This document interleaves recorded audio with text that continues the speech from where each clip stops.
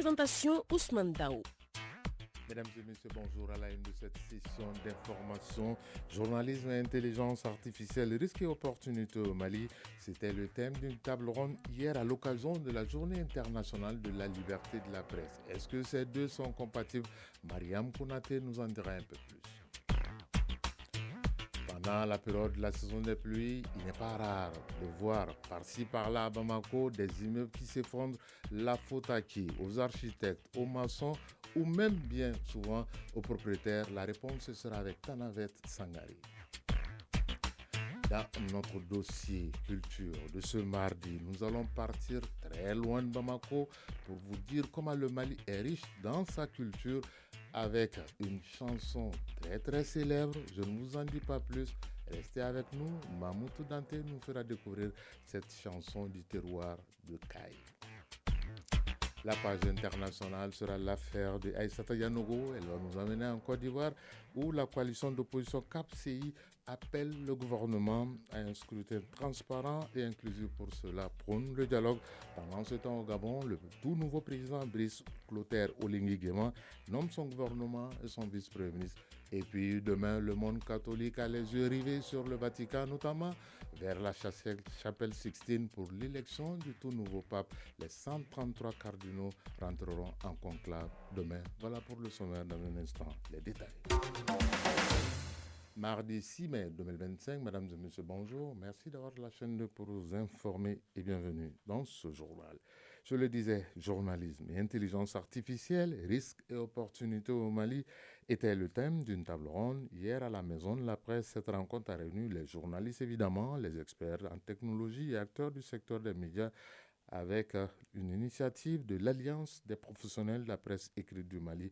Table ronde suivie par Mariam Konati. Cette table ronde s'inscrit dans le cadre de la formation des journalistes afin de permettre aux hommes de médias d'être en phase avec les mystères de l'intelligence artificielle. Pour beaucoup de professionnels, l'IA représente une opportunité de moderniser la pratique journalistique. Moro Chaka Diallo, journaliste. J'utilise l'intelligence artificielle, j'utilise d'autres types d'IA qui génèrent des images, des vidéos et qui font des montages publicitaires. L'intelligence artificielle est une opportunité, c'est un atout pour tout le monde parce que ça facilite l'accès aux sources d'information. Aminata Agali Yatara, journaliste.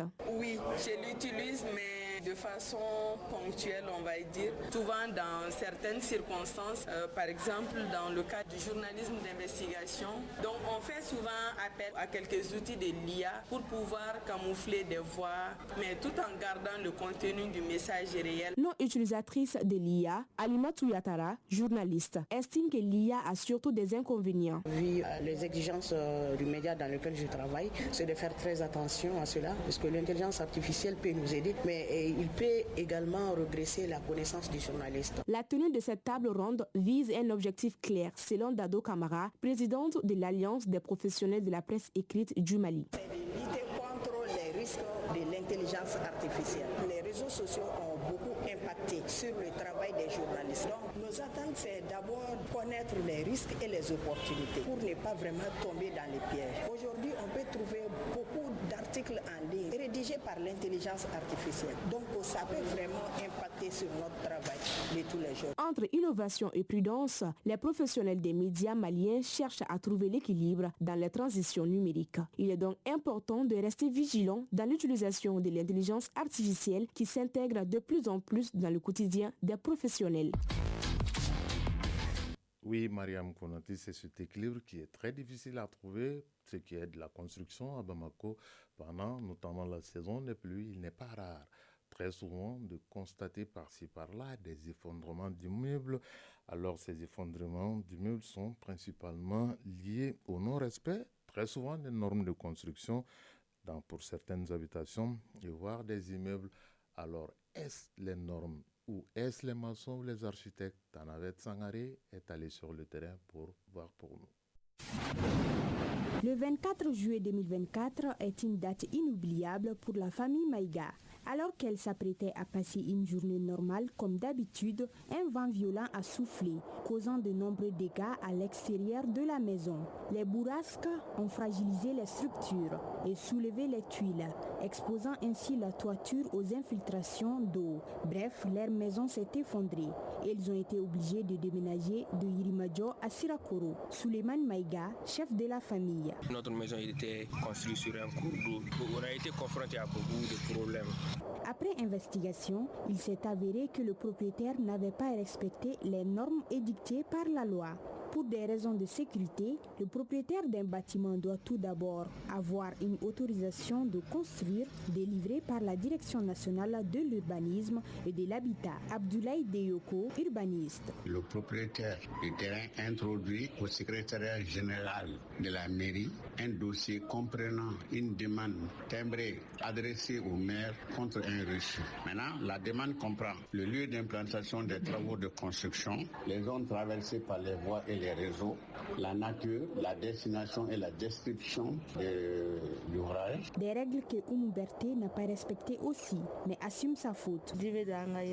À chaque hivernage, nous sommes envahis par l'eau. On passe toute la nuit à faire sortir de l'eau. Lors de la construction de notre maison, nous avons confié tout le travail à un cousin qui est maçon. Nous sommes très inquiets cette année.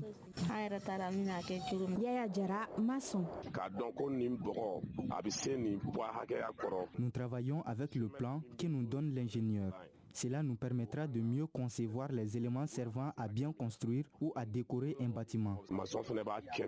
Abdraman Philippin Sidibé, président de l'Ordre des architectes du Mali. C'est surtout la méconnaissance et puis le facteur autoconstruction, c'est-à-dire que les gens se donnent des compétences qu'ils n'ont pas. Ça finit toujours très mal. Mahmoud Sissé, ingénieur en génie civil. L'ingénieur qui fait le calcul des structures pour voir quels sont les besoins des structures, les dimensionnements qu'il faut pour que le bâtiment soit durable.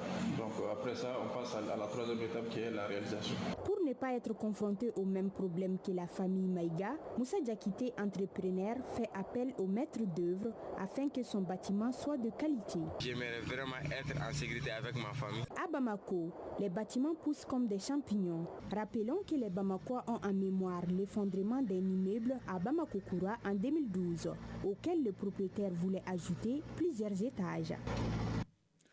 Et il n'y a pas que les effondrements des immeubles à Bamako, des maisons à usage d'habitation qui font peur aux Bamakois. Il y a aussi les mototaxis à l'approche de la saison des pluies, puisque ce n'est pas des motos qui sont couvertes.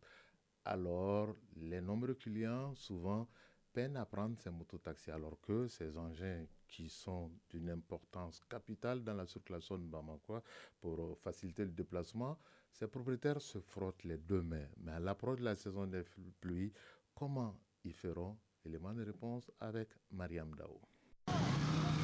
Difficile de circuler à Bamako sans les voir. Cet engin à 2 roues appelé Tilmani est aujourd'hui le gagne-pain de bon nombre de personnes. Pendant l'hivernage, conduire les mototaxis est un parcours de combattant, nous dit Nou Traoré, propriétaire de mototaxi. Conduire les Tilmani pendant l'hivernage est vraiment difficile. Personnellement, je ne conduis pas trop pendant l'hivernage à cause des eaux usées qui débordent. Et la clientèle aussi se fait rare. Quant à la recette, ça ne change pas. Ce que je peux dire aux propriétaires des mototaxis est de diminuer la recette pendant l'hivernage, car c'est difficile pour nous de nous en sortir. Oumar Danyogo est aussi conducteur de mototaxi. Il parvient à s'adapter à cette période. Pendant l'hivernage, j'ai fait mes courses avec des imperméables. En cas de pluie, j'en donne un aux clients. C'est difficile car la clientèle diminue. Cela est dû à l'état des routes car elles deviennent le plus souvent impraticables. Le problème des eaux usées nous fatigue tous. La saison dernière, j'ai perdu 2 fois mes chaussures et mon téléphone portable. S'ils sont nombreux à préférer la mototaxi pour sa rapidité, tel n'est pas le cas pour tout le monde. C'est le cas pour Oumou Sanou. Je préfère prendre le Sotrama. Les conducteurs de mototaxi ne sont pas du tout prudents sur la route. Je ne leur fais pas confiance. Sali Djara. Les conducteurs de Télimani ne conduisent pas doucement. Pendant l'hivernage, c'est encore pire. Il rentre dans l'eau sale et le verse sur tout le monde. Si tu parles, il te répond souvent mal, des fois même avec des insultes. C'est vraiment pénible. Comme plusieurs secteurs, la conduite de mototaxi est un véritable casse-tête pendant la saison de pluie. C'est là, malgré les plans et les dispositifs pris pour faire face à l'hivernage. Néanmoins, la prudence et l'indulgence doivent être de mise pendant cette période. Elle n'est pas arrivée en mototaxi dans ce journal, mais elle sera là dans un instant pour la page internationale. À présent, le tour d'horizon de l'actualité internationale. Et ce sera développé par Aïssata Yanouga. Bonjour et bienvenue. Bonjour Ousmane Dao. Tout d'abord, en Côte d'Ivoire, la coalition d'opposants CAP Côte d'Ivoire appelle au dialogue pour un scrutin transparent et inclusif. Cette coalition, formée le 10 mars 2025, regroupe plusieurs figures de l'opposition, telles que Pascal Affi-N'Guessan du FPI, Charles Blé Goudé du COGEP ou encore Tidjane Cham du PDCI. À savoir que cette coalition compte organiser un meeting le 31 mai prochain à Abidjan pour réclamer notamment la réinscription des leaders politiques radiés de la liste électorale. Le ministre porte-parole du gouvernement Amadou Coulibaly a souligné que les élections du 25 octobre prochain seront apaisées, démocratiques et transparentes. Ousmane Dao au Gabon, le président Brice Oligui Nguema nomme son gouvernement. Et c'est un gouvernement composé de technocrates dont 30 membres contre 35 avec l'équipe précédente d'une moyenne d'âge de 45 ans. Il compte également un vice-président de la République et un vice-président du gouvernement.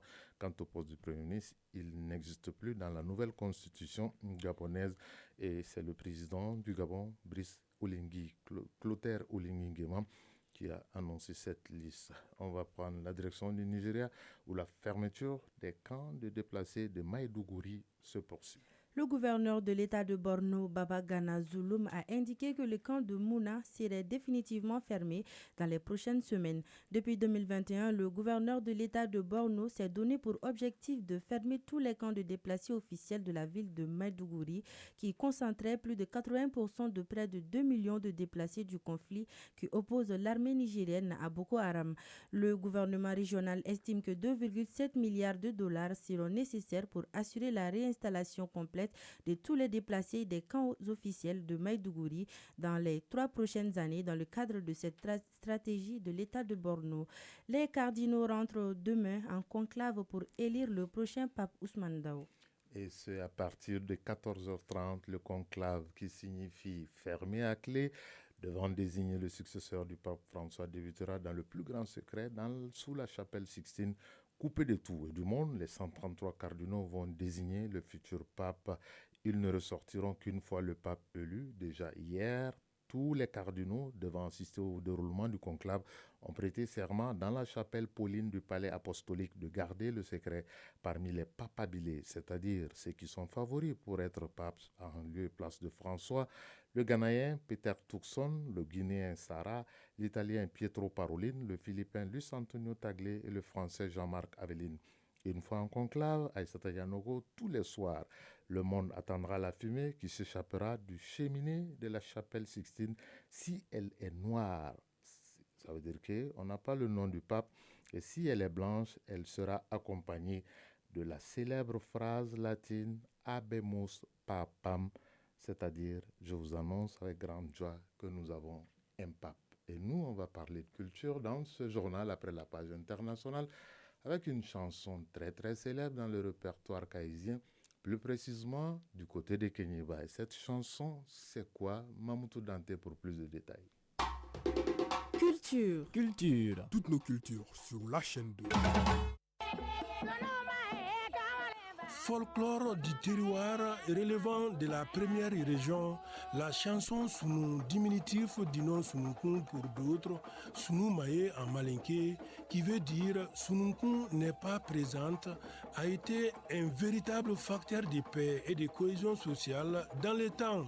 Abdoulaye Kone, professeur de danse au conservatoire Bala Faseke de Bamako. C'était une danse dans la région de Kaye, c'était Mandengulu et après c'était Manden Djembe. Et ensuite Ensuite, nous sommes venus, qui est la dernière version, qui est Sunu Maye. Aujourd'hui, au Mali, ils sont plusieurs jeunes qui ignorent encore l'origine de la chanson qui, au départ, était une danse du tiroir pour dénoncer une situation dans la société. Abdoulaye Koné. Sunugun, c'était la meilleure danseuse de Djemé. Bakary Fofana était le meilleur danseur jeune de Djemé. Il s'est trouvé qu'il y avait un antécédent d'histoire entre la communauté de Bakary Fofana et la communauté de Sunugun, les Kakolo et les Dabo. Après cette guerre, ces deux familles ont décidé de ne pas même s'aimer. Avec l'arrivée de ces deux jeunes, de plus, le rapprochement crée l'amour. Ils étaient les plus chuchotés du village, ils dansaient ensemble et finalement ils sont tombés amoureux l'un de l'autre. Le moment où la famille de Sunugun a su que Sunugun est tombé amoureuse de Bakary, or il y a une antécédente d'histoire de guerre entre eux, le père de Sunugun a enfermé Sunugun. Donc il y a quelqu'un qui est venu dire à la jeunesse que le père de Sunugun a enfermé Sunugun, de ne plus jamais venir à la soirée de danse de Djemé. Ainsi, nos valeurs culturelles ont toujours développé des rôles importants d'éducation et cultivé le pardon, la paix et la réconciliation sociale entre les peuples. Abdoulaye Koné, professeur de danse au conservatoire Bala Faseke de Bamako. Un jour, ils ont pris les djemé, les chansons, pour aller voir le père de Sunugun. Donc en allant voir le père de Sunugun, la chanteuse a pris vraiment cette chanson qui est Sunum.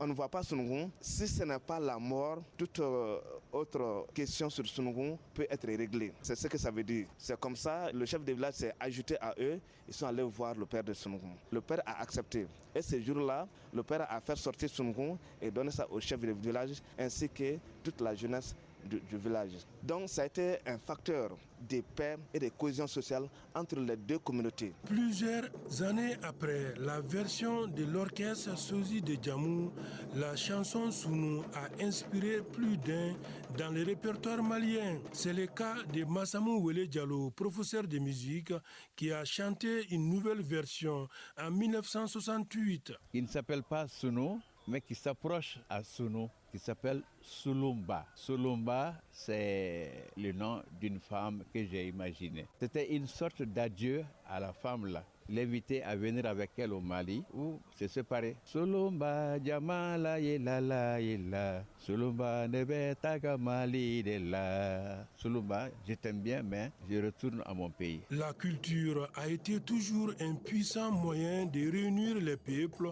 autour d'un idéal commun sur fond d'une convivialité majeure pour un avenir radieux.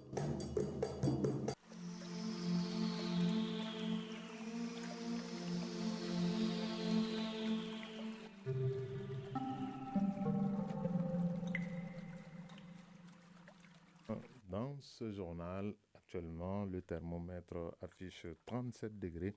La maximale attendue sera de 41 degrés Celsius, mais sachez que Mali Météo, l'agence Mali Météo annonce toute cette semaine que le ciel sera nuageux à couvert et la visibilité sera surtout bonne et les températures minimales seront comprises entre 22 degrés Celsius et 33 degrés Celsius. Les maximales attendues sont entre 35 degrés Celsius et 44 degrés Celsius. Dans plusieurs localités, il va pleuvoir, notamment à Sikasso, Bougouni, Douila, Kita, Koulikoro, Kouchala, Ségousan, Kita, Bandiangara, Mopti et bien sûr le district de Bamako.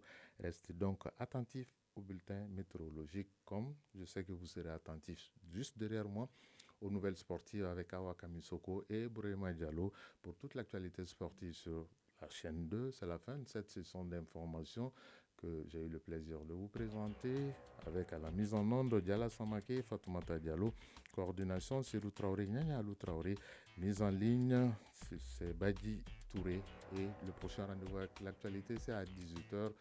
Tout le plaisir a été pour nous de vous servir. Si vous êtes à table, bon appétit. Si vous avez fini de manger, bonne digestion. Chacun de nous ne peut être une étoile, mais tâchons de briller pour éclairer là où nous sommes. Au revoir, à très bientôt.